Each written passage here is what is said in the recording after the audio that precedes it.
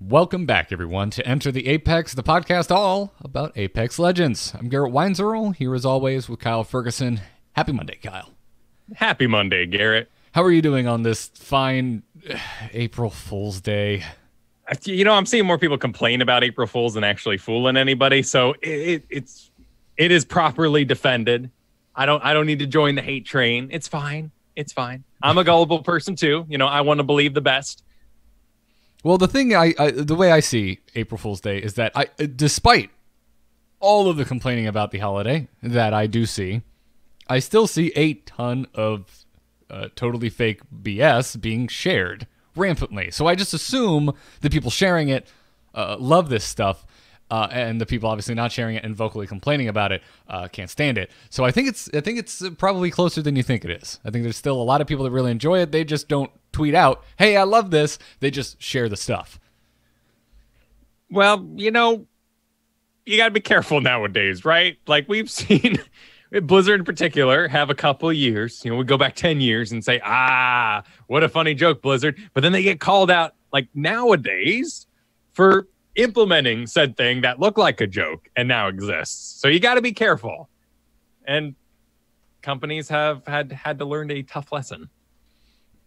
Fair, but I mean, if you're talking about fake Deckard Cain-esque heroes in Diablo, and then Deckard Cain actually getting added to heroes with the absurd Lornado ability that was teased, then I'm okay with it. I'm down with it. No, I'm more talking about like fake WoW vanilla patch notes that are now part of real WoW. Okay, fair.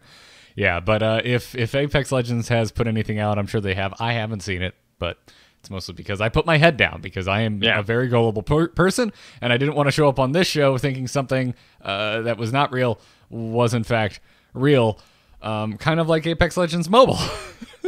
Yes. That's not April Fool's. That is actually somebody making money, and it's not real at all. No, it isn't. If you missed it, ads for the Apex Legends Mobile beta started running on YouTube last week.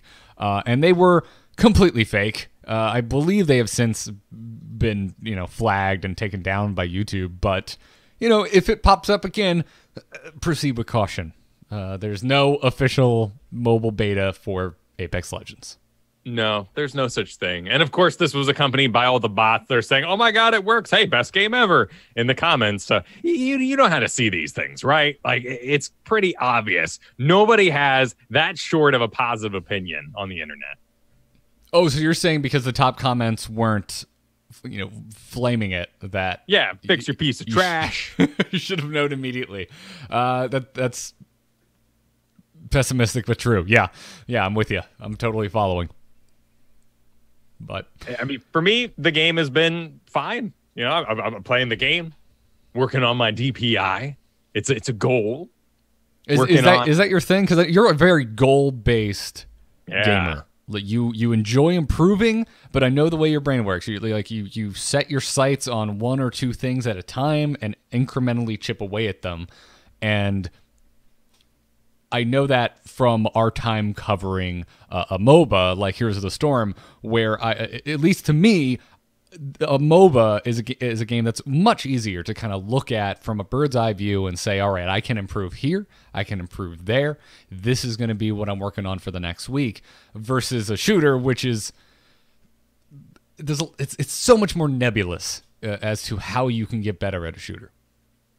Right, and the game's not doing you any favors in that way. The squad system alone means when you team up with different levels of friends, you alternate from being a complete tag-along to feeling amazing and back and forth.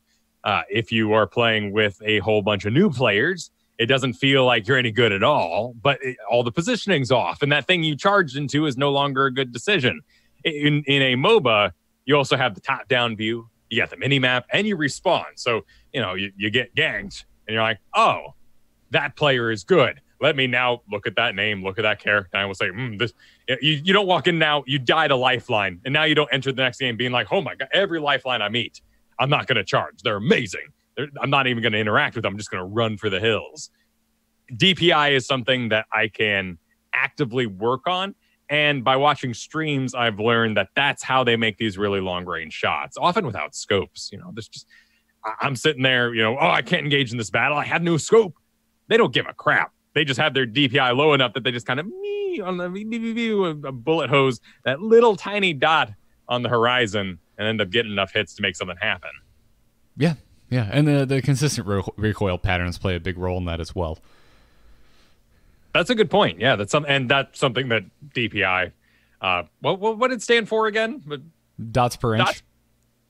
Dots per inch, right? So if you're not familiar with this, I had to install a Razer Synapse app. I had to go with one of the old versions because I have a 2012 mouse that's still kicking ass, which is awesome. But that allows me to actually keybind. So I do not. I'm at 800 right now, working my way down. I want to get to 500 is kind of my goal. And it's these big sweeping arm movements I got to get used to. Immediately when I go back to my MOBAs or working in Photoshop or whatever, I put it back up to 1200 because it's just what I'm comfy with. Oh, yeah, there's no reason to be moving your arm around when you're working in Photoshop. You don't need to do that. I mean, I am curious, like, if I was doing a painting, would that be good? Like, for big, broad, like, beautiful brushstrokes? Because I've seen you guys draw in Photoshop. My question to you is, why are you painting with a mouse? Because that sounds hellish. Okay, good point. Good point. Actually, yeah. Get a tablet. School. Get a tablet and bind it bind it to the size of your screen so that the edge of the actual tablet drawing area is the edge of your actual monitor.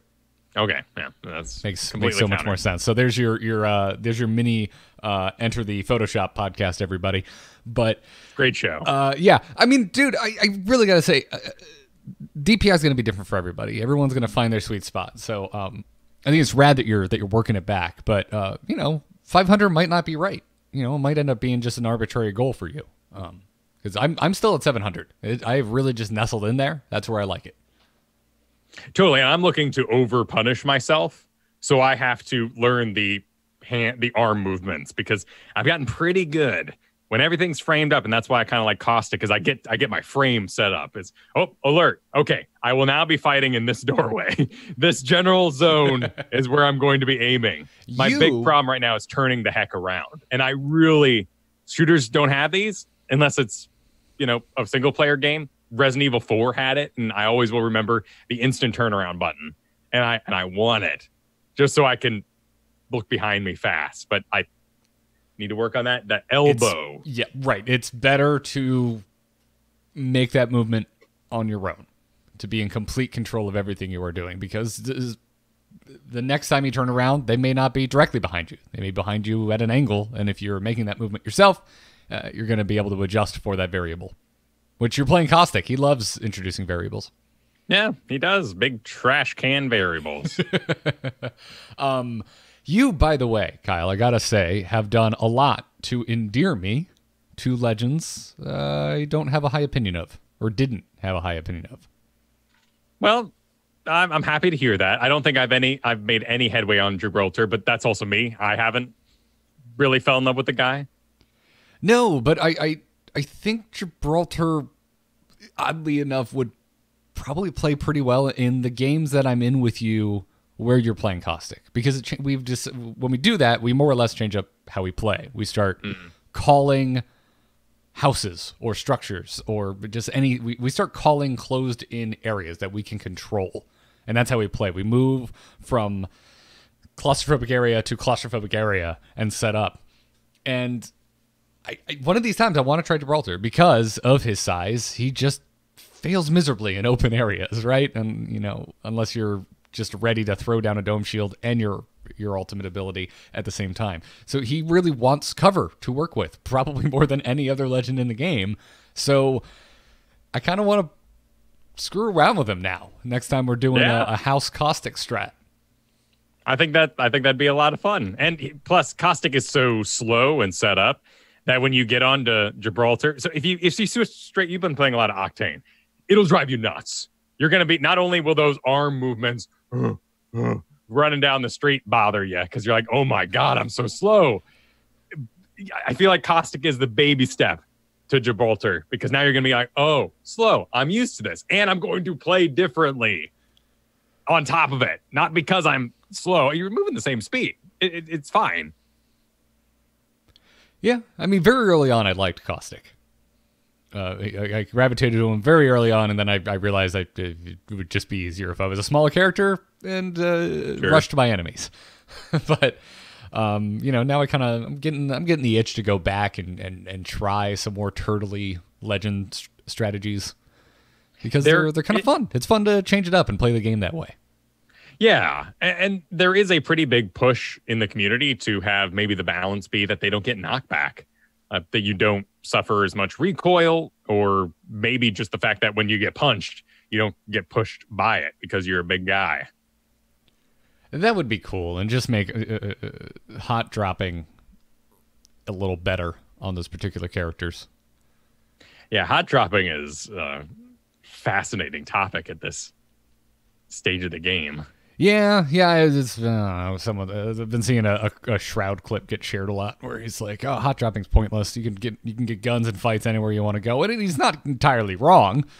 My issue with hot dropping right now is that they still haven't fixed the fact that you collide with other people jumping out of the freaking ship if you go for that as soon as you can hit E to drop.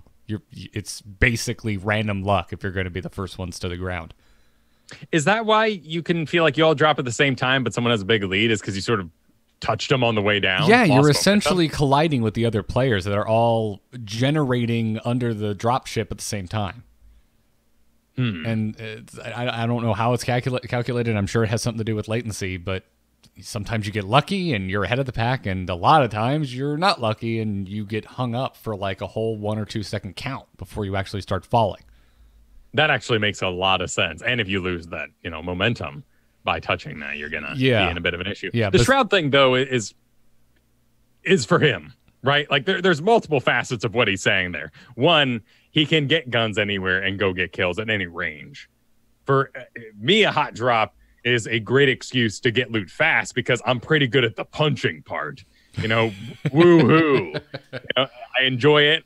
I'm good at those scrappy fights. Caustic, again, has an amazing level 1, if you want to call it, battle because of the gas traps, being able to do any sort of CC or the damage is crap, but the CC is all right. And if you're going to get in a fist fight in Skulltown, it's pretty damn good. Now you're going to pick the armor off them and you're going to be okay. Also, Shroud is a streamer going for 10 hours a day. And I highly doubt a 15-minute battle that he is 15-second battle that he has very little control over is very interesting to him, when that can just make the day feel really long. I mean, that's like, imagine for a moment that you are a 8 to 10 hour a day streamer. If you ever worked in retail, you know that song, and you know when it comes on. Every 2 hours, they play this damn song, and you know exactly the time. And every time he drops, he's probably like, okay, what was that? 5 minutes? I got a whole day here. Let's make this half an hour. Let's make it 15 in between the damn song. You're projecting a bit, I think, but but you're not wrong. I'm being realistic, right? Like, not everybody wakes up every day. It's fair. It's fair. I mean, I just come back to the issues of dropping, and it bothers me. But I'm also with you. I think for players trying to improve, if you're just trying to shoot more, to work on your aiming, dropping sooner into more active areas is one of the only ways you have to do it, because the training mode is not that great in this game, and there's no other way to get in and practice. No, the training mode still is rather abysmal because of the lack of attachments, and I need them in order to improve on something like the longbow. That is probably the gun that is gate kept the most for me right now. I avoid its existence, even though it hits really hard. Yeah. And I have more and more, just because I played more, I have found myself in more situations where I would have liked one. It happens. But I have no damn practice with the gun. And when I do end up getting one and I'm ready to rock, I got all my attachments in it, I'm going to miss because I don't know how this works with the scope. And yeah, it's nice the scope has a number system on it, and I realize that can help me aim, but I got to get in that training mode and fart around a little bit and just aim that thing up. Plus, the other issue with hot drops that is prevalent at the moment is that the numbers decrease very fast. If there is a hacker in your game, they are going to hot drop, and it just cuts out half the people in your game instantly. And then the rest of the game's kind of lonely, because someone on some distant hill took out 10 people. It is, and it's a compounded issue of the hacking, right? Yeah. Even if I don't run into them, even if they die, they probably took a lot of people with them and have just made the game slow. Lonely, yeah. Yeah, it's really bummed me out. It's a unique issue.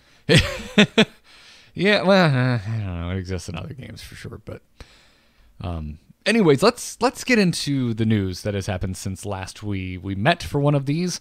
The big thing is there's just been, because it's been pretty quiet on official Apex news, there's been just a lot of folks hanging on leaks and wondering when the other updates that were promised for Season 1 are going to be landing. Things like another new weapon and another new legend, and has kind of reached peak interest when we got a community-made infographic that's kind of running down all of the rumors and scuttlebutt that are probably true.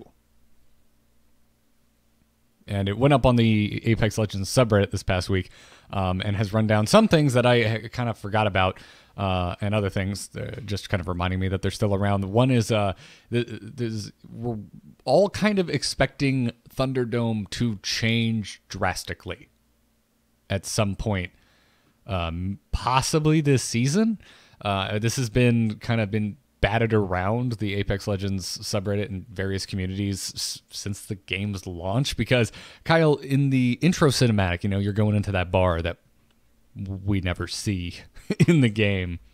Sure, with the knives that never get used. The knives that never get used, exactly. The old man waxing philosophical about Legends, and he stabs this holographic newspaper. And in the bottom right of that holographic newspaper that exists right now, you can go see it if you go watch the intro cinematic. There's an article with a headline that's talking about Thunderdome, the Thunderdome Rebuild is finally finishing, and Thunderdome being reopened. And there's also a previous mini-map picture that shows Thunderdome being a bit more dome-ish. Yeah, it is not a dome as it exists in the game. So you have those two things, and it certainly seems like at some point Thunderdome is going to change. I would certainly like it too. I don't really like dropping Thunderdome. It takes forever to loot, and it's such an awkward place to fight. No, there's a lot of really big open space, which means the gun selection is extremely dangerous without any cover. Yeah, I've had a lot of anecdotally very poor experiences where I've run 20 yards out into the middle of open field only to find a P2020 and then someone from one of the weird, I call them like the hell cubes. This is like very squared off cells with multiple areas, like just getting fired on from those and dying just never feels good. Well, it kind of has the same issue for me as the drop ship. If you have a fight on it and you win, but two of your members go down, they are now pooped in some foreign land because they fell off the side. They crawled off the side being scared, and you get in those big fights in those hell cubes. And if you're frightened, which you are going to be right now, by the way, oh my God, we haven't talked about that issue of the battle pass. Holy crap. People are nuts to kill you when you're down because they're trying to get that kill of the day. And the game shift of that one little daily quest kind of business of getting your first kill on a hero has changed the dynamic of what people do to a down character drastically over the last 2 weeks. Yeah, you're totally right. And I'm more or less okay with it because I still think it's the wrong thing to do. Sure. Winning your game or placing top 3 or just surviving long enough is worth more than that 500 points. So why are you wasting bullets? Why are you giving your position away? Why are you staying in the same place that you just downed a character who's telling his teammates where you are? I don't know. I do it too. I'm guilty of it as well. When I'm having, we all do. When I'm having a bad day and I'm just like, I just need points. It's whatever. But and I reload animations are pretty slow, and I credit the game for having slow reload animations. So there's tactics to it.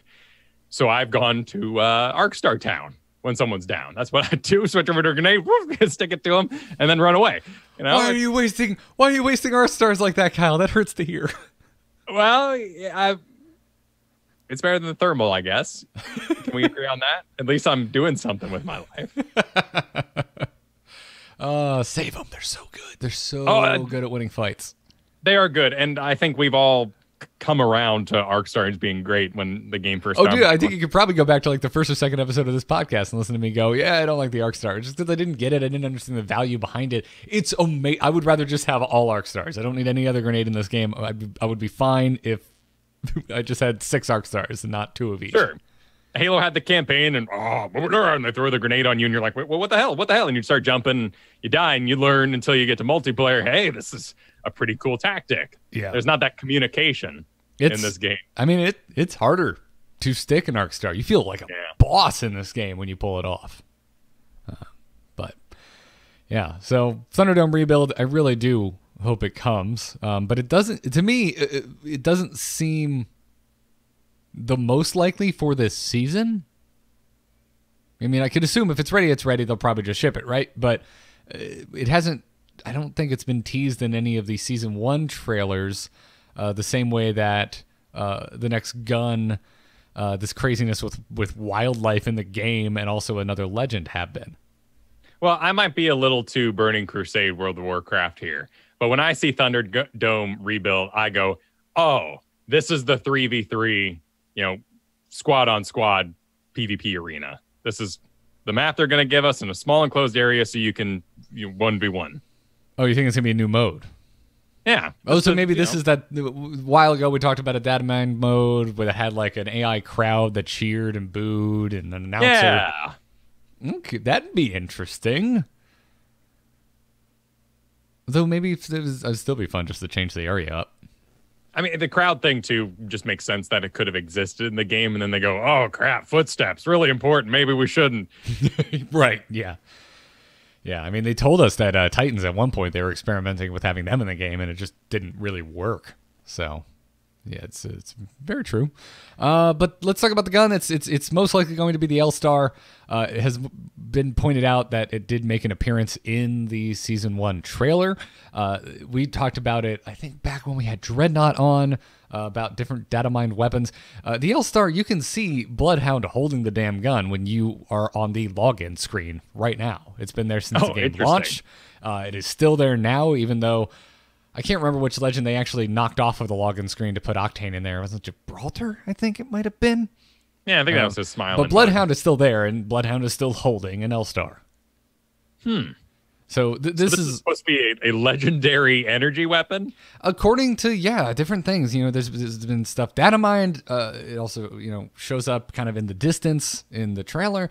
And this is a gun that already existed in Titanfall. So this is a gun that, if you've played Titanfall, you have had a chance to see this gun in action. It may not work exactly the same way, though, because it's different. It's an energy-based projectile weapon, so it's not hit scan. It still fires a projectile. The projectiles, at least in Titanfall, are pretty slow moving, but it fires a lot of them. Oh yeah, this is the red boy. Yeah. It's the way that I think they describe it in Titanfall is an energy-based LMG, which is a light machine gun, which will put it into like Devotion Spitfire territory. So it will probably hit very hard. And in Titanfall, it didn't need reloading. The only time you had to reload this gun is if you overheated it. It had a heat mechanic. So you could just keep holding the trigger down and heat would build. And if it hit a max point, you would then have to trigger a reload animation. Instead, if you're managing your heat well in Titanfall with the LStar, every time you stop firing, it does a quick heat vent animation. Like 2 little vents on the side of the gun open up and you're ready to fire again. So I don't know if this is how it's going to work in Apex Legends, but I would assume it's going to work pretty similar because all of the guns that are currently in the game that also exist in Titanfall work more or less the same way. There's also word that it's just legendary. It's going to be gold, and it's going to have that infinite or that limited ammo that only a gold has. Right. That's going to use some sort of legendary ammo, which would make sense. And I think we need another legendary weapon. We only have 2 at the moment. Sure. And I am really, really bad with the Kraber. How are you going to get good? You don't come across it often. I got a 125 damage shot, but the Kraber was a trap, and I died immediately after. Like, this thing was sitting purposely, I do believe, in a golden box with the final squad camped above it. Oh, really? Yeah. I like to think that before that, they went out to that box and he's like, I got a creeper. I'm going to put it in here so it's gold. And they're going to come in here. And when in reality, maybe they just killed someone with a creeper. It just happened to be there. Well, it was such an interesting match, right? And my poor third, he was amazing. My second was, this is a random game, Lifeline. And Lifeline finds the box. She's standing in the middle of the field, one party left. Me and this Pathfinder up in the hills, hiding, waiting for the circle to clear or to close in. And they're like ding, ding, ding, ding, ding, a sniper, elite sniper. Oh my God, I found it here. And he's like, don't go for it. Don't go for it. Get away from that box. And the Lifeline just keeps pinging, and I need a little bit of health. And Lifeline drops her heal drone out there. I'm like, okay, all right, I'm going to go pick up this gun because no one's going to, and just immediately explode. Well, that's what happens when you put yourself in the open. Yeah. Well, he had some choice words for me, but he was 100% true. And, aggressively put, but very wise. Fair. Wildlife interacting in our game in some way, shape, or form seems to be a pretty strong hint as well in Season 1 promotions. There have been images promoting Season 1 that show the large antenna located in-game at Repulsor destroyed. Like down on its side, smoke coming up from it. And in Titanfall, repulsors are a thing, like in the lore of Titanfall. And they emit like a sound that we can't hear, but it keeps native wildlife away that would otherwise try and, kill us. And we can already see some native wildlife in the game. You're dropping, you're looking out in the water, you see those giant, crazy Leviathan giraffe things walking around. They're probably being kept away by those repulsors if we're going to get a little RP about our Apex Legends map. And so the current theory is that at some point the game is going to be updated, Repulsor is going to be destroyed, and Leviathans are going to make their way onto the map, most likely in random locations each game, and be these mobile threats, but they're also so big you could probably use them as cover, but it's cover that could accidentally step on you and kill you. See, that's an interesting idea, right? Not that we would ever try to fight them because they're giant and sounds like a bullet sponge if it was even possible. But yeah, moving feet, that's kind of cute, getting stepped on, Lord of the Rings style going on there. That'd be pretty awesome. And I love the idea of the flyers because while it would perhaps force more bunker play so you can get away from the damn things and find somewhere good to hide, I would really love a decent excuse for people to expose themselves more often. I want to make a joke, but yeah, we haven't really explained flyers. So the other thing, the flyers they're the flying bat-looking kind of pterodactyl things. They are in the trailer for Season 1. The trailer that announced Octane, that they launched when the Battle Pass launched and Octane hit the game, they're in there. There's a short blink and you miss it moment where they do a transition to Bangalore gameplay. I believe Bangalore's playing with one of the top end Havoc skins or something, and is firing on I think it's a Pathfinder that's wielding an LStar on a roof. And if at a moment the player point of view on this Bangalore moves up a little high, and you can see like a lifeline drop pod on the roof, and above that the sky is full of these little flyers. And so, we don't know for a fact if they're going to be hostile and attack you and be something you're going to have to open fire on to keep yourself alive and, as you said, kind of expose your position. The other theory is that they're going to be somewhat rideable, and they're going to be this mechanic to stay in the air after you use a redeployment balloon to either like kind of ride it for a few seconds so you can still fire from it, or maybe there'll even be a mechanic where you can chain jumps together between each of these flying creatures. We don't know.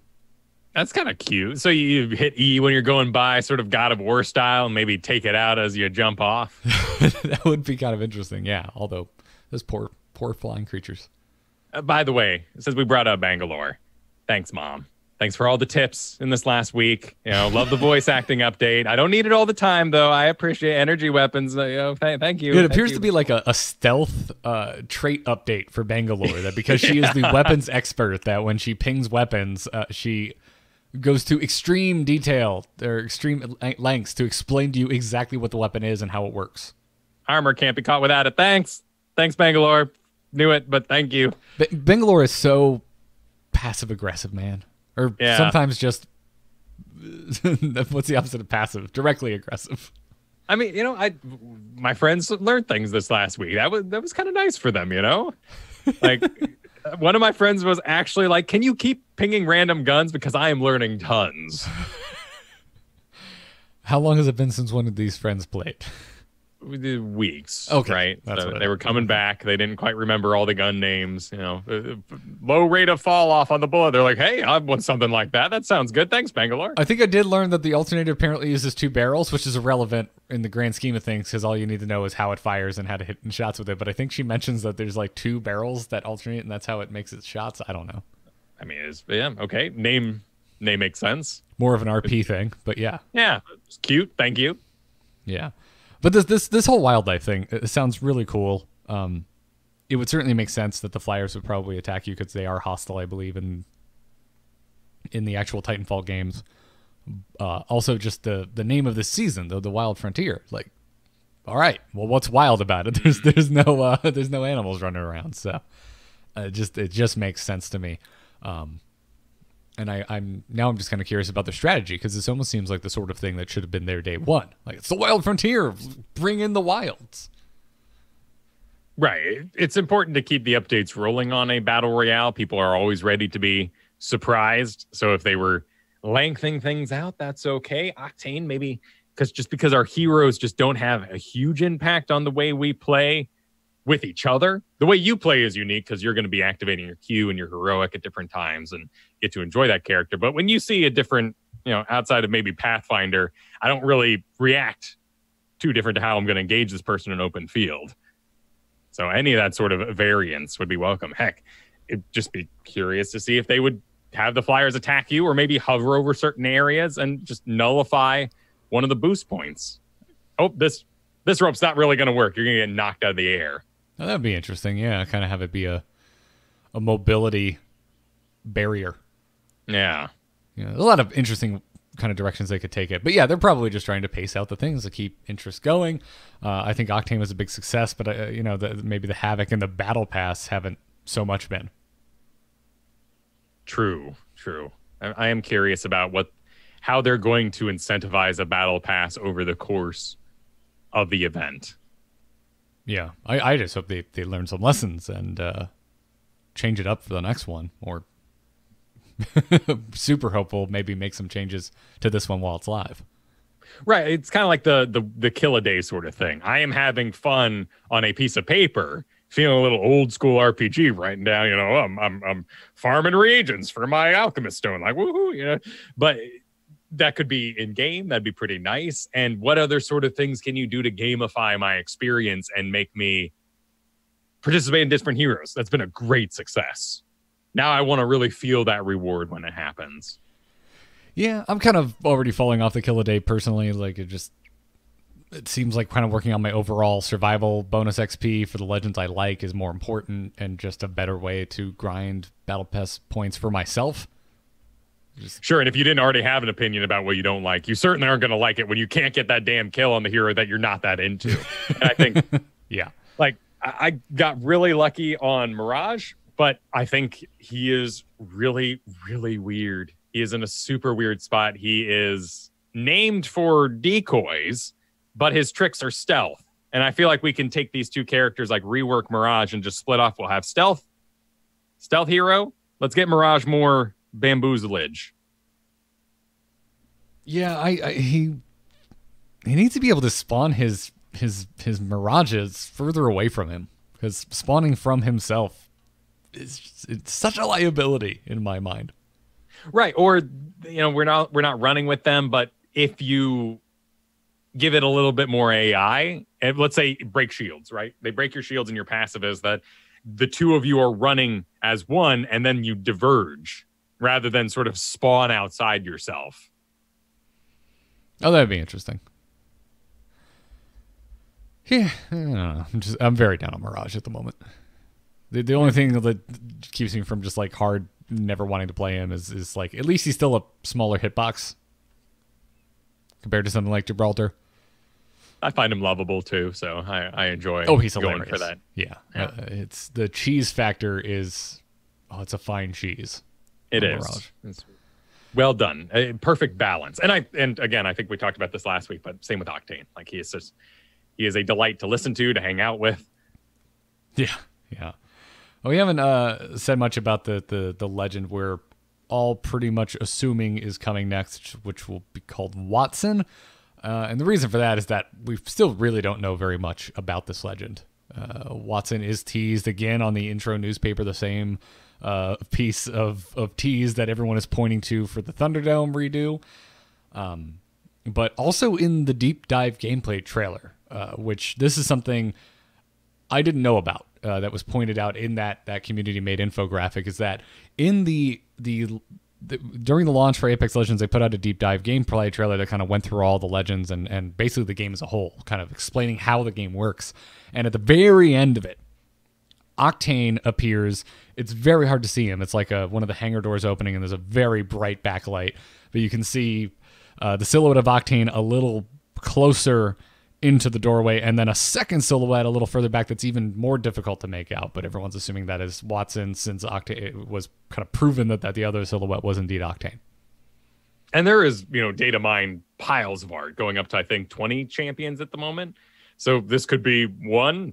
She's kind of neat, though, the idea being that she's putting out these Tesla traps, which sound like maybe they've been avoiding ability damage for the most part on your abilities, which I think is smart, because then I'm going to cheat and not learn how to play the video game. That's why Overwatch, I became a really good bumper car diva and never learned to shoot the darn guns. So I'm interested to see if they kind of use the electrical disturbance that they have on, basically getting shell shocked here. You walk through a trap, you end up getting all buzzed out.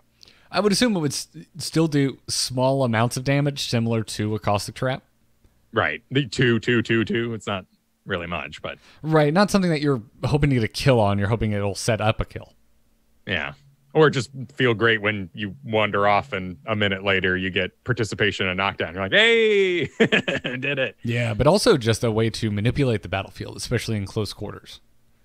Would be interesting. I mean, we don't know how big this area of effect is going to be. Maybe it'll be too large to really be used in really tight quarters. We don't know. But something like that would be very cool, although possibly extremely irritating, like Maywall, for example.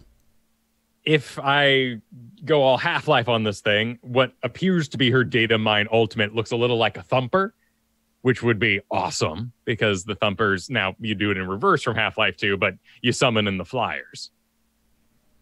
A thumper? Oh, you're saying... The antlions, remember? But they were kept back by it.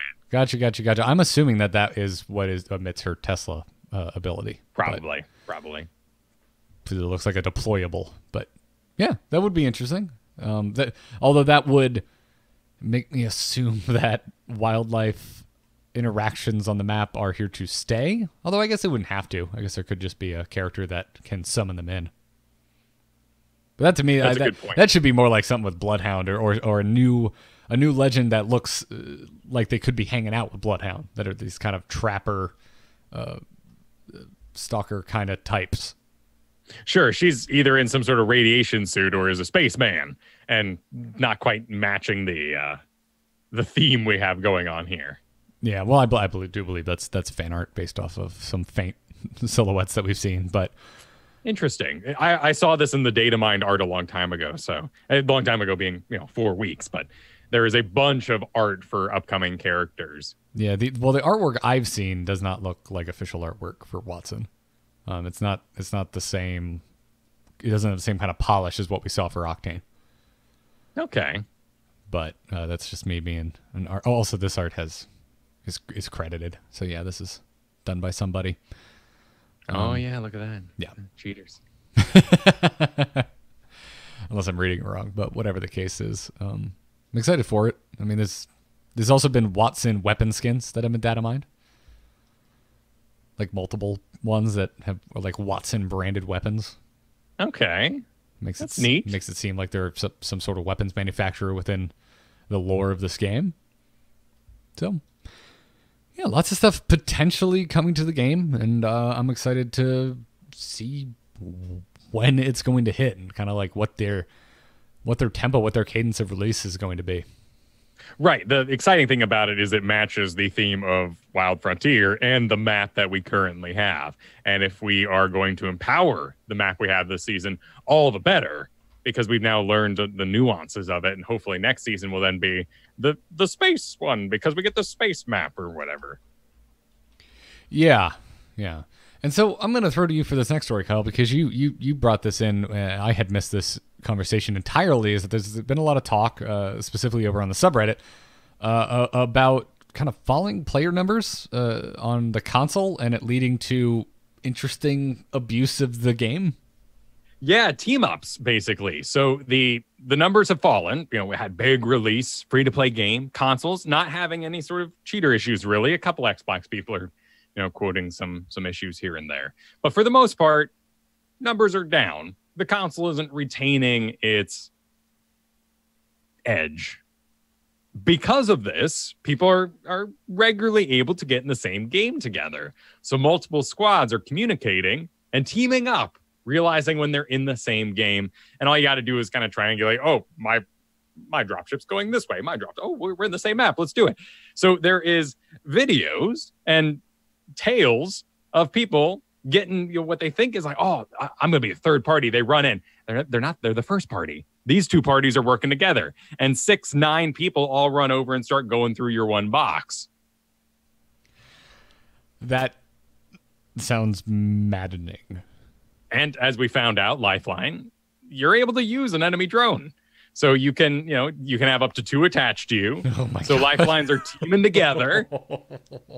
You got Bangalores and Bloodhounds, and people are pushing back. It's a hard game to win.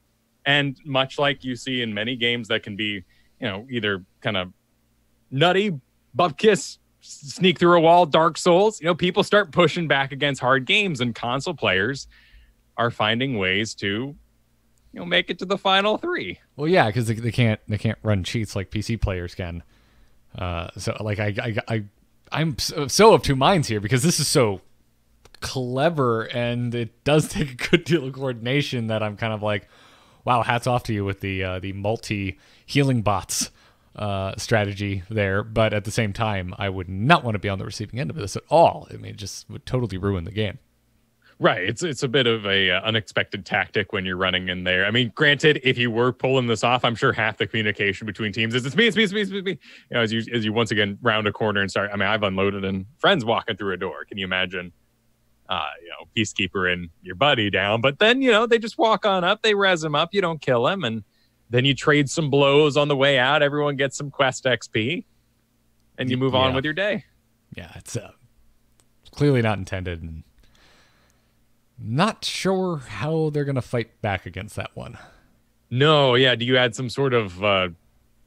you can't, delay, do you? Do you wait till 3 matches are ready and then randomize the parties to make sure it's not happening? Yeah, because then you're going to really negatively impact queue times. Right, and so it's almost it's a queue issue that this is able to even happen at this point. Yeah, and even if they did it where you can't end up in a game with the same people back to back, I mean, there's still ways you could coordinate that. Be like, okay, well then we're rotating teams. Get a group of X amount of people together and rotate through. Right, or you increase the amount of players per side. You come up with other game modes. All these issues start dividing that player base more and more. And when the console player base might be falling at the moment, what are you going to do here? It's a fascinating issue. Yeah. I mean, the simplest is also kind of the most, I hesitant to use the word reductive, but it feels that way, is to say, well, if they were just more frequently iterating upon their game to keep interest high, or had a more successful battle pass, this wouldn't be an issue because you wouldn't be able to abuse it and guarantee that you end up in the same game as each other. Right. And something that I always come to with games, and whenever I see something like this, is what has the game designer done that has warranted players pushing back so hard that the game is so difficult to win as maybe a newer player that you have to abuse the system in order to get that sweet victory out of your day. Because it is hard to walk away from this game. I see tweets of people being like, played for 6 hours, 10 wins. It was a pretty decent night. I'm like, shut the hell up. I know I'm the new guy here, but what the hell? That sounds like so damn much in your evening. I would be very happy with that. Yeah. I would be ecstatic if that was how I ended my evening. But yeah, then there's that desire. You go for that win. I'm just gonna farm until I get that one win, and then I can finally quit. And the game doesn't give you that. Where can I get that joy as a newer player? And I've come up with my own joy with my DPI and my own strategies and enjoying my Caustic. But that's something that the game can evolve to have. Whether or not that's just an AI mode that you can go far off in and kill a bunch of pterodactyls and feel pretty good about defending the repulsor. Yeah.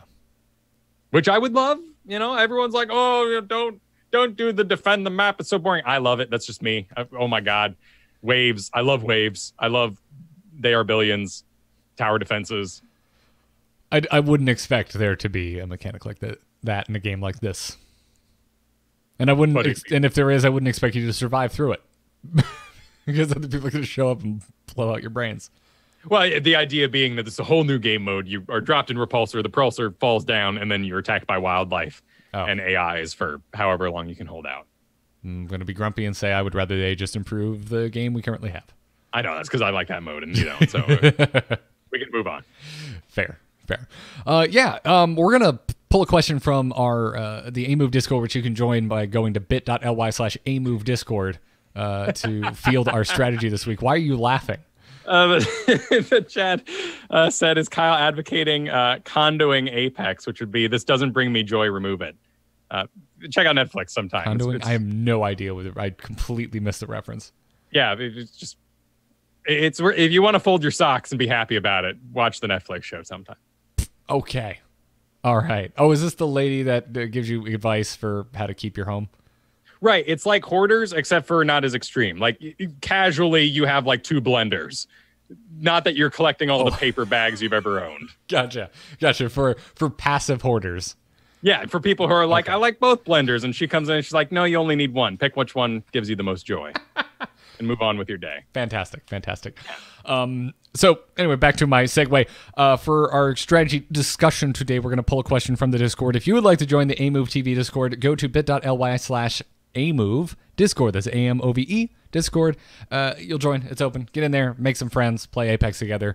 The Final Refuge asked the question in that Discord and wanted to know, can you guys do a quick segment on aiming energy weapons in particular? The thing that peeves me the most is the delay and the drastic bullet drop, citing triple take here. I know it's basically leading shots, but still. And I have to say, Final Refuge, there's a lot of general statements here and others in your short comment here that really just plain confuse me. Well, I'm confused because Bangalore this week told me multiple times that energy weapons have no drop-off. They don't have no drop-off. They just have very negligible drop-off. So, okay, cool. All right. And again, this is something that I have struggled to find a good resource comparing drop-off and recoil and all that stuff for all the guns because the training mode is so poor. So when I saw Final Refuge's question, I did go into training and test this all out for myself because it's something I haven't really thought of. And it's frankly almost impossible to tell because the ranges you would have to shoot with sniper rifles like the triple take to compare it to something like the longbow are so long. And since we don't have freaking scopes in the training mode, I can't really tell you. To me, the triple take and the longbow seem almost negligible in the difference in the bullet drop between the two of them. It seems like the longbow has, I mean, the longbow definitely does have bullet drop. The triple take almost seems like it has none. But at the longest shot I can take in the training mode and still hit something to see where it lands, I'm noticing almost no difference between the two.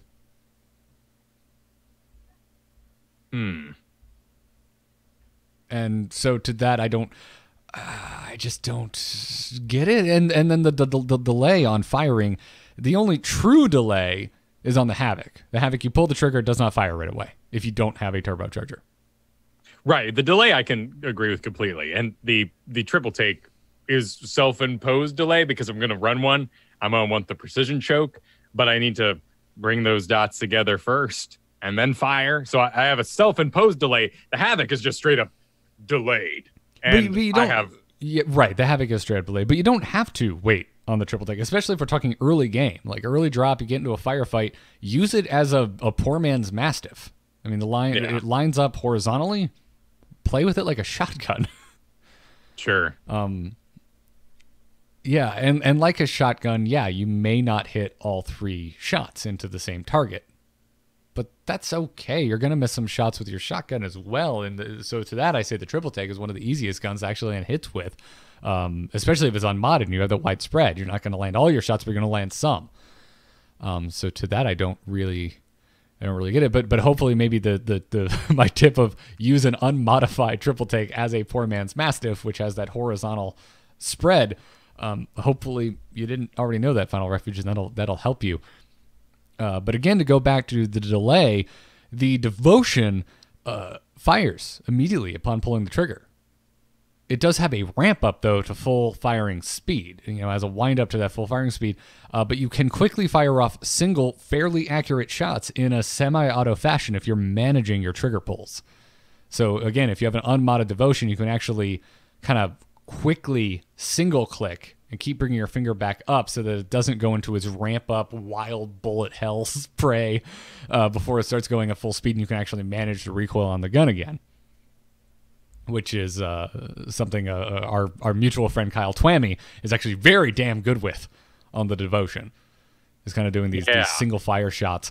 But another thing that you can do on the Devotion to kind of get around the ramp up is kind of the example I will give you, Final Refuge, is if you're going to kick the door open and fire onto a target is in the room, start firing before you open the door on the Devotion. Just get the ramp up period going so that by the time you open the door and you're ready to start aiming and shooting at your target, you're just aiming at them and firing at full speed with the more manageable recoil. Because the worst part of the horrible accuracy on the Devotion is on those first few shots as it ramps up to full speed. So if you just... There's a sweet middle bit where things feel good, and then the kick comes in as well. So Devotion has a double-sided sandwich of bummers, but there's that middle part where I'm loving it.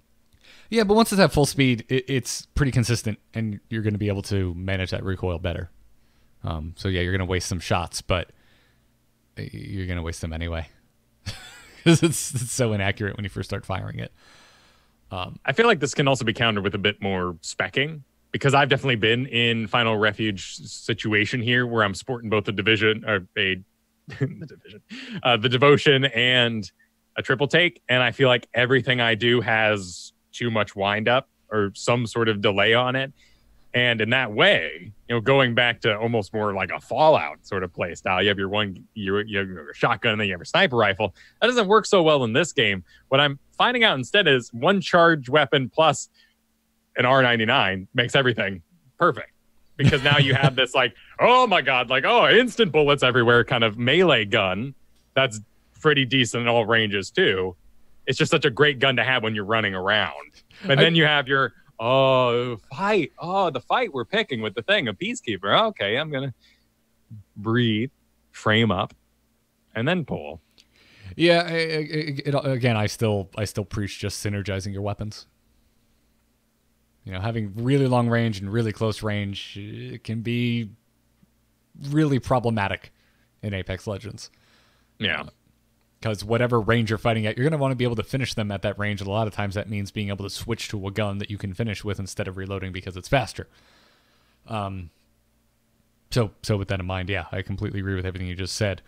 And I go the other way, by the way. I keep the R99 out, and then I have a Havoc with a select fire on its charge shot that I use to finish people. That's interesting. It's one of my favorite cute things to do in this game. Because a lot of times with the R99, I'm usually off because of my own personal accuracy. I'm usually off about the damage of a charge shot from a Havoc to kill them. All right. I've basically been doing the same thing with a Wingman, honestly.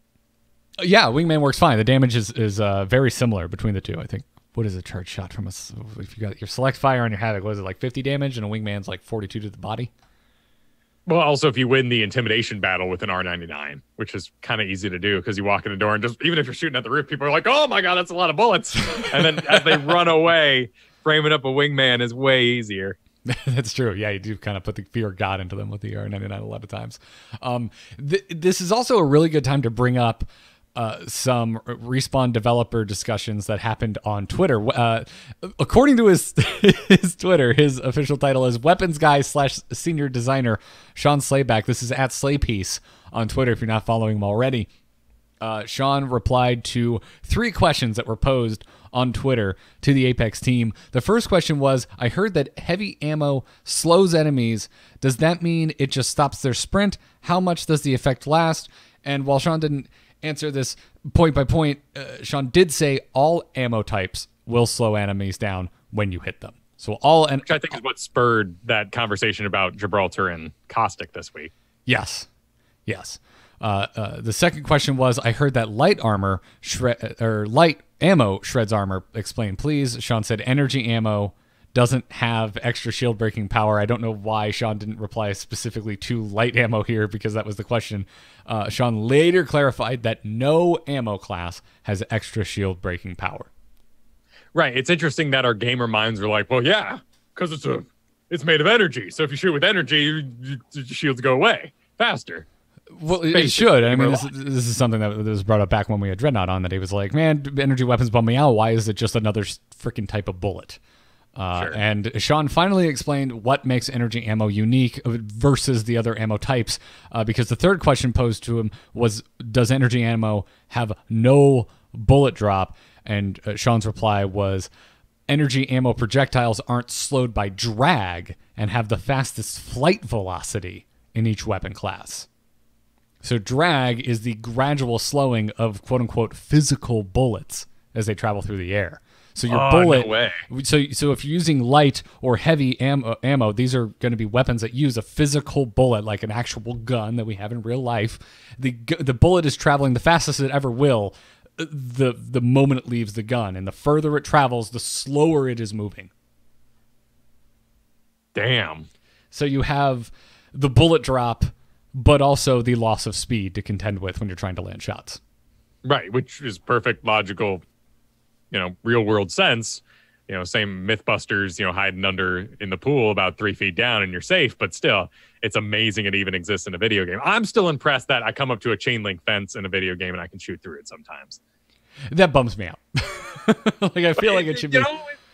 That house we had, man, with the holes in the building, and we died in there because there were holes in the building. That doesn't bum me out as much as the chain link fence, because the chain link fence is like, the bullets would totally be scraping that, and it would be causing issues and slowing things down. A break in wood where there's just nothing there, it should work as it did when we died. Like, bullets should just go through, be unimpeded, and murder you. I used to be flavor, just I can see outside for fun. Yeah, I do appreciate it. The modern gaming's better for it. Yeah, but again, when I was in there in training mode, I had my triple take, I had my longbow, and I was firing at very far distant targets. There was maybe a quarter-second difference between my triple shot or triple take shot landing versus the longbow landing. The longbow was definitely slower to hit these extreme long distance targets, but it was still, in my mind, a very negligible difference in the time from pulling the trigger and the bullet actually landing. And again, the longbow shot was lower, but barely. Longbow, man. Yeah. Need to practice a little more. And then again, goals. That's something you can do in this game. You're like, all right, this is the gun I'm going to work on. Which can be, it stinks for your randos, but maybe do it with your randos, not your friends. I guess it depends on who you're worried more about impressing. Not randos. True. But I've also, I have sessions with friends where we're like, are we all practicing? Cool. All right. Well, and you're just kind of going with the shared mindset that you're probably going to die, but y'all are going to leave better with guns than when you started. Right. Or the fact that, in a certain mode of the game, until it gets to an extreme, that's when the practice is off. And I see that quite commonly. Like, I'm working on X gun. I'm going to carry it till we win that first big fight. Okay, now that we're past minute 10 and we're all feeling pretty invested, let's switch back, get off a box, this wingman I'm used to, and serious mode. Yep. So thank you for your question there. I'm forgetting the name already and scroll down too far. Final Refuge. Thank you for your question. And we're going to take a quick break while Kyle responds to something. All good, man. Oh, you're back? Okay, cool. Yeah, apologize. Feel free to break the record. If you I did. Cool. Let's move on to emails, which you can send into amovetv@gmail.com. That's AMOVE@gmail.com. Or if you're in that Amove Discord over at bit.ly/AmoveDiscord, go ahead and drop us a question in there too. Leonider wrote in and said, "Hello, Kyle and Garrett. The Apex Season Pass is a bit disappointing in my opinion. I've brought 5 season passes in different Battle Royale games to max level, and the daily and weekly challenges keeps me interested, and you are able to progress way faster than in Apex. Also, the first kill for every legend per day isn't a really good implementation in my opinion. You want to get good on a few legends you enjoy and help the team instead of letting your team down by playing Gibraltar, for example. Poor Gibraltar. He gets crapped on so hard on this show. Tests like X kill with Y weapon, land X times in Y location would... or reach top 5 X times would be a better thing in my opinion. On top of the things you can unlock with the pass are just not that great. Only a handful of legend skins and some weapons. Stat tracker and finishes are not that interesting. Yeah, we kind of went over this all already. I think we're kind of in agreement here, Leonider. Sure. I get that they didn't have much time to create stuff, but they reskinned or reused things from the regular loot boxes, and they didn't reset the max level so that players above level 100 can unlock new stuff. The new Legend Octane, on the other hand, feels nice and is a great addition. Maybe they should give a new legend for free per season to the customers of the season pass. I hope Respawn addresses some of the community concerns and brings some things that feel more refreshing than the pure grind. Also, the full screen bug, I'm already starting with minus full screen. Hackers, bad netcode, and reconnect feature should be addressed in the future. Have a nice day, guys. Keep it a great podcast. See ya, Leonider. Boy, dude, you just wanted to list your grievances there, didn't you? Sure. These are all very real, though. And these are things that are keeping people from playing the game. And they're keeping people from coming back during the season pass here, or the battle pass. People are putting this on the shelf right now, and they love it. There's a lot of people who really like this game. They recognize how good it is. There is a EA perception building up, too, of like they didn't believe in their own game. And now we're stuck with something kind of in the middle ground. Like, you still see ads for Anthem run, or some developer who's been kind of pushed out the door like, hey guys, we love Anthem, and boo, what are you doing out here, boo? Well, they also just laid off over 300 people. Oh my, I didn't hear about that. Yeah, EA just had a big wave of layoffs.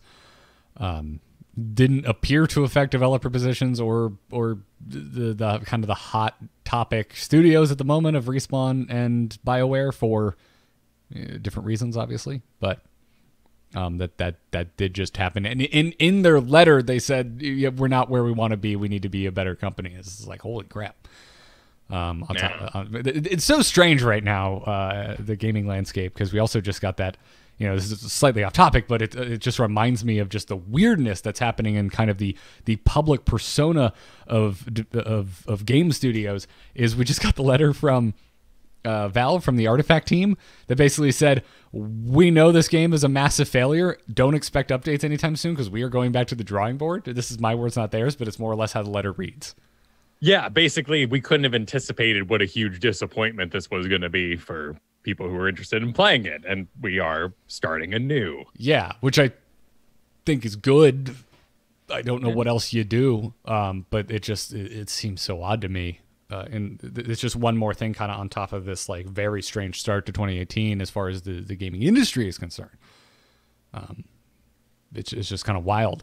So I don't disagree with really anything Leonider has to say here. It's just that when it comes to Apex Legends, I'm kind of like, I don't really know how I feel, I guess is what I'm trying to say. Like, the game itself had such a good launch. Like, it came out of nowhere. It worked pretty well. And for me, got so many of my friends playing Battle Royales that have never touched them before. And its core gameplay, I just like better than any other Battle Royale I have played. I really like PUBG, but I would rather play Apex. That said, like, I'm just trying to like Because I have all these gripes, man. I agree with everything Leonidas said here. I mean, I tweeted this morning that this is your daily reminder that certain things in this game are a joke. Like, there are so many cheaters still. Like, yeah, it's nice that you're talking publicly about banning people on their computers, but it's already too late. If they've already gotten in your game and ruined who knows how many games before they got banned for players, you are losing players. I'm encountering more cheaters now than I ever have in Apex Legends. Like, definitely 100% cheaters mowing me down with R99s with perfect headshots from 300 frickin' yards. It's absurd. On top of the fact that, like, I look at something like, we already brought it up earlier in the show, collision while trying to be the first ones off the dropship at the beginning of the game. Just that seems to me the sort of thing that is inexcusable in a game like this. They're like, how does that exist? Are we fully aware of that problem, and it still hasn't been addressed? There are a lot of beginner mistakes. I mean, there's so many signs this game was maybe not believed in to the full aspect, wasn't expected to be an explosion that it was, and that's really, really freaking cool. I mean, look at the savagery that Epic responded to Fortnite with, classic, the Paragon video game, a third-person Smite-like MOBA that was destroyed so that they could put all that effort into Fortnite. We don't see EA quite making that movement to address and to keep up with the other games of this nature. I also feel like, and this is my tinfoil hat, that, well, I feel like streamers have ruined a battle pass. And this is my very first one ever. So take it with a grain of salt. But the amount of grinding here feels like an MMO. It feels like, well, you expect to play it for 120 hours, so we're going to make it last 120 hours. And it doesn't have to be that way.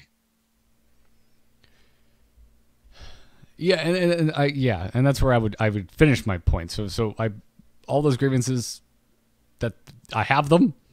I have a lot of concerns, but then I think to myself, well, what would I rather have? Because clearly, it really feels like the post-launch Apex landscape is a little half-baked. Would I rather just not have the game? Would I rather them have waited to release it until they had more of this stuff banked and ironed out? Would I want something more in between where it released when it released and they just held the battle pass even longer until it was more fun? I'm not so sure because I'm enjoying my time with the game still. Sure. To me, the big one is hackers and the collision thing. That's where I'm just like, and I'm still pretty grumpy about no reconnect, and that we have actually gotten a reply from Respawn, and I think it's a horrible reply.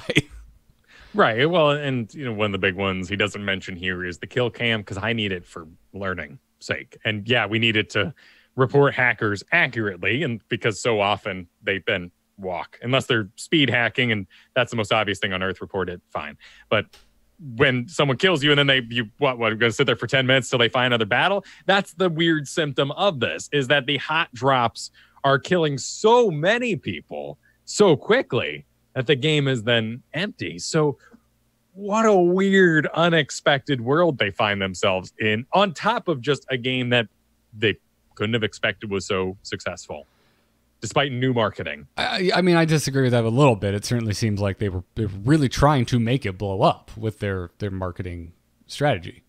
Sure, with the amount of money they were willing to put into exactly. To me, it's so brilliant. And yes, obviously we have hindsight to draw upon. But if you have the most popular battle royale streamers in the world all playing your game, I just don't see a universe where it's not a success. And so it's instead of, I mean, we're in the reality that we're in. We're like, we can't go back. We can't have these hypotheticals that have been brought up. So I've been just trying to, I've found more interest in thinking about just what this means for the gaming landscape as a whole. And to me, it feels like for future games like this, it doesn't have to be a battle royale, but future online competitive games that are going to have seasons and whatnot. To me, it feels like they're going to need to have content kind of stored away and ready to come out at a pretty quick pace, because time and time again, with multiple games, we're seeing player bases just rapidly fall off because of disinterest. And also this kind of purveying narrative, which I think is a good thing, that games get a second chance, that because of constant development, that games eventually, even if they had a rough launch, will get the support that they need from the development studio and eventually become great successes, even if they had a rocky launch. I'm using something like Rainbow Six Siege here as an example for that, but also Battlefront 2. There's been so many games that had really rocky starts, and because of faith by the studio and constant development, have grown into something very good. And I think that may also be training a lot of us gamers to be a little impatient with newly launched games, saying, all right, well, Apex was fun, but I'm going to go back to Fortnite until Apex irons their shit out. I definitely have that a lot. It's a free-to-play game, which is a whole nother element of that, because I am much more sensitive to that stuff with single-player games these days, particularly after Mass Effect Andromeda from the same company. Like Sekiro, it's something I really want to play. I really like Dark Souls, but I've just been sitting back waiting because, well, one, single-player games go on sale like crazy, so I just wait. But the two, like, there are issues nowadays, and if I buy something day one and it is single-player, there is an extreme of that. I've also got things like BFA in my recent history, the World of Warcraft expansion, that didn't have the content to back up the story they were telling. That was the weirdest thing about it, is they built a narrative and then couldn't deliver on their own story outside of game mechanics and enough to grind. It's so weird that these companies don't trust their own games, and that's such a prevalent thing nowadays. It's like you have a DM, a dungeon master for Dungeons and Dragons, and he ends every statement with, "But I don't know." You're like, what do you mean you don't? There's a brazier and a dragon, but I don't know. Like, okay. I don't know if I want to play your game. I'm a little confused. I mean, for something like BFA, it comes down to if you care about the story or not, right? But sure. And I'm going to be biased because I do. So I agree with you. I think the way the story has been handled in that particular expansion has been pretty bad. But and the chat brings up too, there's a lot of games, and they're all competing for our time. And when something isn't ready, we have other places to be. And you listed some games as well. Warframe. Elder Scrolls Online, these games that people love. I hear a lot about Final Fantasy's MMO as well these days. Like, people have places to go now, and they will move on. And it is destructive to the way we used to think about our own communities. And community is too big a word, it's a little streamer-esque. Friends. It's hard to keep friends together. Yeah. And so it's just these compounding issues. And it's funny because the issue with streamers and folks that main games, the issues with the games get amplified and they get put into a megaphone and they get repeated over and over again, while on the opposite side of that coin is the general masses who probably play more than one game and just move either back on to the game they were playing before or onto the next thing when the current course kind of peters out. It's interesting how much that can weasel its way into your brain. You're playing a game completely by yourself and you can enjoy it for years. Just going. Factorio is one of those. But if suddenly my Twitter or my Twitch streams were all full of people dissing on Factorio, I might start realizing some cracks in that game and coming to resent it. Yeah. So I think it's an easy thing to say. It's a very difficult thing to execute on. But if you're going to enter a competitive space, which is what Apex Legends has done here, they've entered the Battle Royale space, which is far from lacking in titles. You're going to need a steady flow of content. And even then, it is not a surefire success, right? Because look at Heroes of the Storm. Heroes of the Storm are one of the most insane, aggressive content rollouts for its first 4 years. And it still couldn't make a dent in League of Legends or Dota 2. Yeah. But I think in Apex Legends' case, it's something that the game really needed here at kind of the opening of the gates. And it doesn't really have. PBS Arthur said, believe in yourself, and that's the place to start. Yeah. Overall, for me, I would really just like cheaters to go away, dropping to be better, and a reconnect feature. Like those are the three things for me. Like I'm fine with a slower rollout. I just want more of my games to feel like I was in control of them. Well, you're not the only one there. I mean, look at Twitch Rivals. It is taking place in a point system on live servers, and their cheaters are, if they might not exist in our own games. You know, maybe that was 3 headshots on a wingman. Like, wow, damn, nice aggressive play. You're great. But when the top players are losing points in a system because of this, that is being televised in a sense, then we've got some serious issues. So there's no getting around that. And you know, what are you gonna do? Yeah. Again, I do think that something like that is good for the game overall because it puts a much harsher spotlight on an issue because it's in the public consciousness. But it obviously also amps up all of our kind of inability to, well, be patient. Yeah. I mean, and I also go another extreme, which is just bananas are too expensive. So people cheat in video games so they can get ahead in life, you know? Sometimes you're really weird, dude. You know that? No, I'm serious. Like, I really do believe that there must be some core frustrations in the world that would drive someone to cheat. Like you feel so, your life is so down that the only way you can recover after your long day is by ruining someone else's. I think you just get laughs out of it. I could see a younger me doing this. I can't see me downloading the files. I was a jackass when I was younger. I was a total jackass. I mean, I didn't cheat, but I could see it. Like, I could see if like one of my friends was like, hey, man, come see this. I could see just wasting an afternoon ruining people's games. But, yeah. Anyways. We have another question from Nimby. Nimby writes in... Calls to the parents. What was it? Calls to the parents. Parents are supposed to sit there and watch a movie first before they show the kids. Like, parents, gamer parents.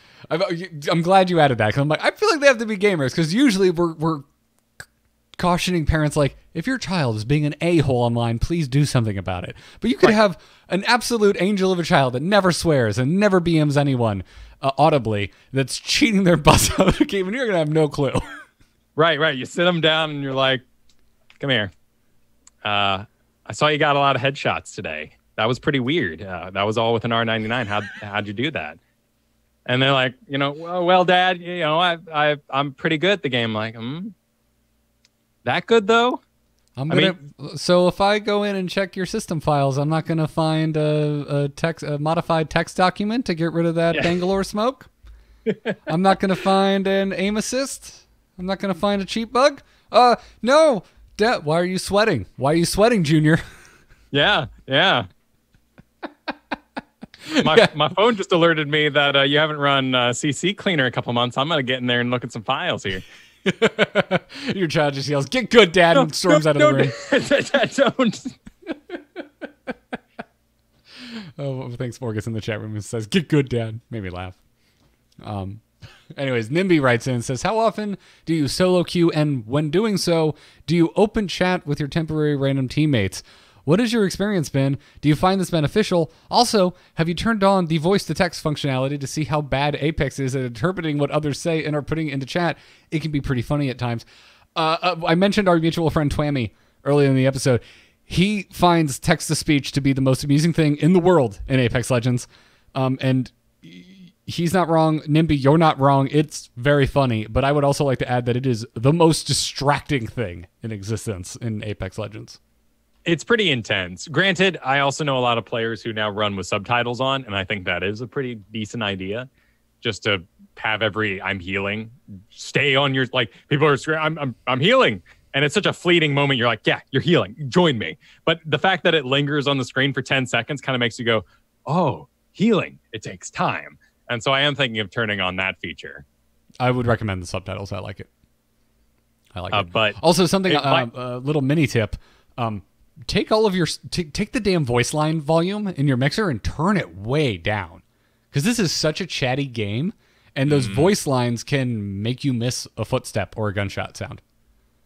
That's a good point. I didn't even think that subtitles might be reducing the chatter on top of it. I don't think it is, but no, I'm saying that now you have a visual cue rather than an auto cue, and you can use your. I think it's fine.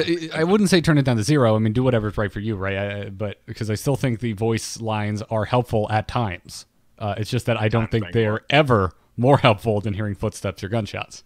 Bangalore, please calm down.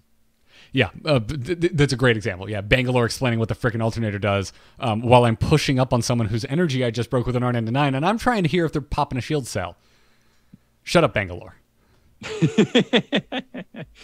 As for his question about voice chat with randos, only if I was recently voice chatting. Like if I do random play quite a bit, but I just roll with whatever mode I'm currently in. If I was voice chatting and my friends logged out, I'm like, 1 or 2 more games.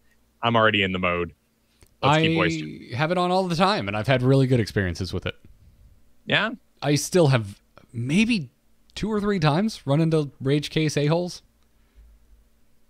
Like, it's still been pretty solid. Like, people like to talk to each other.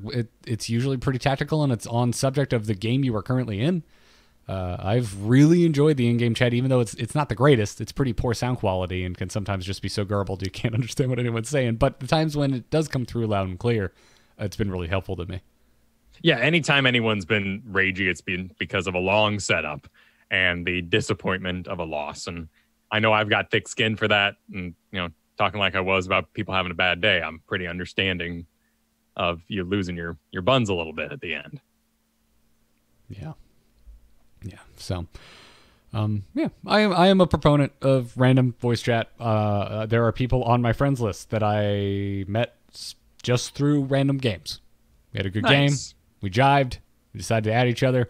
Hey, by the way, while we're complaining about the game, can we manage friends in the game itself? Origin is bad. I don't know if you know this, Respawn, but Origin is a really bad service. And I'm really sick of having to go out of the game to do anything social with Apex Legends. It's driving me a bit nutty. Your launcher doesn't even have a community that we can set up so people can find each other. We're all using Discord for it. Yeah. Yeah, which maybe the success of Discord is making that seem less important these days. But yeah, still. At least let me accept invites in game and add friends. Right. Continue with the squad. There are options. Come on, man. Overwatch has it. It's great in Overwatch.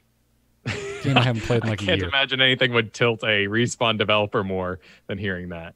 Whatever. They totally, come on, dude. Legends. Yeah? No, I get it. Where do you think they got that idea? Yeah. So. Anyways, keep those emails coming, amovetv@gmail.com, or head on over to bit.ly/amove Discord. Join the Discord. You can drop questions in there as well. That's going to wrap it up for this week's episode of Enter the Apex. But before we go, we want to let you know all the other places that you can find Kyle and myself. We have a Heroes of the Storm podcast called Into the Nexus that runs weekly. It posts every Thursday evening. So if you enjoy Blizzard's MOBA, Heroes of the Storm, the dead game that just won't die, go check out Into the Nexus.